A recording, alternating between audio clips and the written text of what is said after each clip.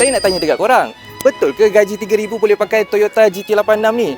Hari ni saya ada sebuah unit warna merah tahun 2021, manual transmission. Harganya memang sangat-sangat murah sekarang ini. Hanya RM110,000 sahaja. Kereta ni dah habis dah production dekat Jepun. Dah tak ada kat Jepun. Cumanya tahun-tahun yang lama, 2019, 2018, kita dah tak boleh bawa masuk dah ke Malaysia disebabkan tahun pengeluaran dia stop pada tahun 2021. Jadi inilah last production. Kalau korang boleh lihat kat sini, dia datang dengan body kit ala-ala TRD. Kalau TRD dia ada emblem TRD bahagian depan tu, tapi yang ini ala-ala TRD.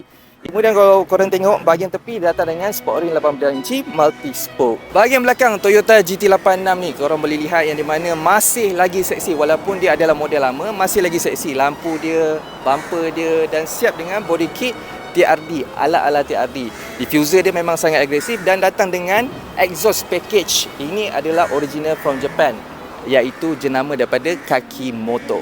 Apa yang membuatkan Toyota GT8 ni murah? Ianya disebabkan ini bukannya GT Limited. Yang ini adalah GT86 yang biasa saja, yang base model punya. Okey.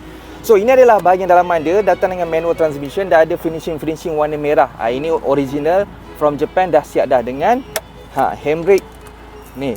Quick release orang kata kan. Ni handbrake quick release. Okey. So ramai juga yang tanya, betul ke gaji 3,000 boleh pakai GT86? Boleh. Tapi kena 3,000 bersih lah. Macam mana pengiraan dia? Okey, harga kereta ni 110,000. So 110,000 on the road sekitar 118,000 lah on the road dia, bergantung pada korang punya NCD. 118,000 kalau korang buat loan 9 tahun, korang akan dapat anggaran bulanan sekitar 1,100 ke 1,200. Jadi kalau 1,100 monthly tadi tu dikalikan dengan 3, at least korang kena ada 3,000 bersih.